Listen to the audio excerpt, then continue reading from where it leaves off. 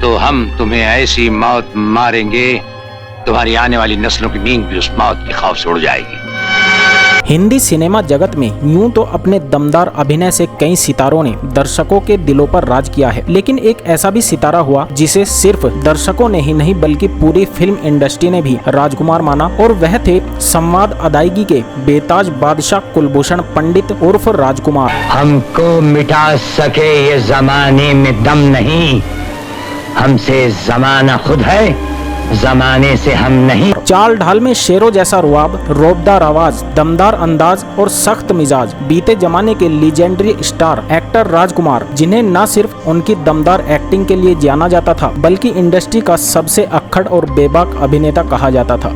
तुमने शायद वो कहावत नहीं सुनी महाकाल, कि जो दूसरों के लिए खड्डा खोदता है वो खुद ही उसमें गिरता है, और आज तक कभी नहीं सुना गया कि चूहों ने मिलकर शेर का शिकार किया हो। राजकुमार बेहद मुफट आदमी थे, जो दिल में आता था उसे शब्दों का बाण बनाकर सामने वाले पर दाग देते थे। ये बात तो सोचते भी नहीं थे कि सामने वाले को इसका बुरा लगेगा या नहीं। पाकिस्तान के बलूचिस्तान प्रांत में 8 अक्टूबर 1926 को जन्मे राजकुमार स्नातक की पढ़ाई पूरी करने के बाद मुंबई के माहिम थाने में सब इंस्पेक्टर के रूप में काम करने लगे। एक दिन रात में गश्त के दौरान एक सिपाही ने राजकुमार से कहा कि हुजूर, आप रंग ढंग और कद काठी में किसी हीरो से कम नहीं है। फिल्मों में यदि आप हीरो बन जाएं तो लाखों दिलों पर राज कर सकते हैं। और राजकुमार को सिपाही की यह बात जंच गई। राजकुमार मुंबई के जिस थाने में कार्यरत थे वहां अक्सर फिल्म उद्योग से जुड़े लोगों का आना जाना लगा रहता था। एक बार पुलिस स्टेशन में फिल्म निर्माता बलदेव दुबे कुछ जरूरी काम के लिए आए हुए थे। वह राजकुमार के बातचीत करने के अंदाज से काफी प्रभावित हुए और उन्होंने राजकुमार से अपनी फिल्म शाही बाजार में अभिनेता के रूप में काम करने की पेशकश कर डाली। राजकुमार सिपाही की बात सुनकर पहले ही अभिनेता बनने का मन बना चुके थे, इसलिए उन्होंने तुरंत ही अपनी सब इंस्पेक्टर की नौकरी से इस्तीफा दे दिया और निर्माता की पेशकश स्वीकार कर ली। शाही बाजार को बनने में काफी समय लग गया और राजकुमार को अपना जीवन यापन करना बहुत मुश्किल हो गया। इसलिए उन्होंने वर्ष 1952 में प्रदर्शित फिल्म रंगीली में एक छोटी सी भूमिका स्वीकार कर ली। यह फिल्म सिनेमा घर में कब लगी और कब चली गई यह पता ही नहीं चला। इस बीच उनकी फिल्म शाही बाजार भी प्रदर्शित हुई, जो बॉक्स ऑफिस पर औंधे मुँह गिरी। शाही बाजार की असफलता के बाद राजकुमार के तमाम रिश्तेदार यह कहने लगे कि तुम्हारा चेहरा फिल्म के लिए उपयुक्त नहीं है, और कुछ लोग कहने लगे कि तुम खलनायक बन सकते हो। वर्ष 1952 से 1957 तक राजकुमार फिल्म इंडस्ट्री में अपनी जगह बनाने के लिए संघर्ष करते रहे। रंगीली के बाद उन्हें जो भी भूमिका मिली राजकुमार उसे स्वीकार करते चले गए। इस बीच उन्होंने अनमोल, सहारा,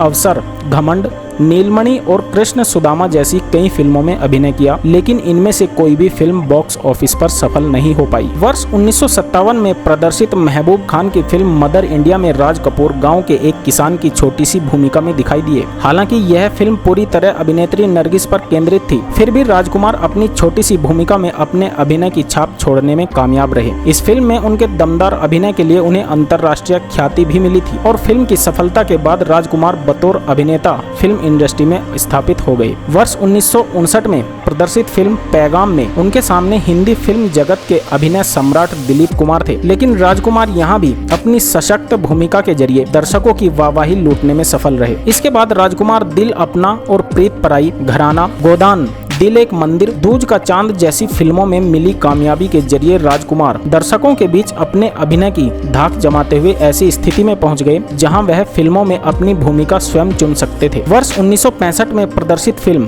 काजल की जबरदस्त कामयाबी के बाद राजकुमार बतौर अभिनेता अपनी अलग पहचान बनाने में कामयाब रहे। वर्ष 1965 में बी.आर. चोपड़ा की फिल्म वक्त में अपने लाजवाब अभिनय से वह एक बार फिर से अपनी ओर दर्शकों का ध्यान आकर्षित करने में कामयाब हो गए। फिल्म वक्त में राजकुमार का बोला गया एक संवाद, चिनाई सेठ जिनके घर शीशे के होते हैं वो दूसरों के घरों पर पत्थर नहीं फेंका करते, या फिर चिनाई सेठ ये छुरी बच्चों के खेलने की चीज नहीं, हाथ कट जाए तो खून निकल आता है, दर्शकों के बीच काफी लोकप्रिय हुआ। फिल्म वक्त की कामयाबी से राजकुमार शोहरत की बुलंदियों पर जा पहुंचे। ऐसी स्थिति जब किसी के सामने आती है तो वह मनमानी करने लगता है और ख्याति छा जाने बनाने की उसकी प्रवृत्ति बढ़ती जाती है और जल्द ही वह किसी खास इमेज में बंध जाता है। लेकिन राजकुमार कभी भी किसी खास इमेज में नहीं बंधे, इसलिए अपनी इन फिल्मों की कामयाबी के बाद भी उन्होंने हमराज, नीलकमल, मेरे हुजूर, हीर रांझा और पाकीजा में रोमानी भूमिका भी स्वीकार की, जो उनके फिल्मी चरित्र से मेल नहीं खाती थी। इसके बावजूद भी राजकुमार यहाँ दर्शकों का दिल जीतने में सफल रहे। 90 के दशक में राजकुमार ने फिल्मों में काम करना काफी कम कर दिया। इस दौरान राजकुमार की तिरंगा, पुलिस और मुजरिम, इंसानियत के देवता, बेताज बादशाह, जवाब, गौड़ और गन जैसी फिल्में प्रदर्शित हुई। नितांत अकेले रहने वाले राजकुमार ने शायद यह महसूस कर लिया था कि मौत उनके काफी करीब है, इसलिए अपने पुत्र पुरु राजकुमार को उन्होंने अपने पास बुला लिया और कहा, देखो मौत और जिंदगी इंसान का निजी मामला होता है। मेरी मौत के बारे में मेरे मित्र चेतन आनंद के अलावा और किसी को नहीं बताना। मेरा अंतिम संस्कार करने के बाद ही फिल्म उद्योग को सूचित करना। राजकुमार बेहद मुंहफट आदमी थे। जो दिल में आता था उसे शब्दों का बाण बनाकर सामने वाले पर दाग दिया करते थे। तो आइए जानते हैं उनके कुछ ऐसे किस्से जो बॉलीवुड में बहुत ही मशहूर हैं। ये कितने सही या गलत हैं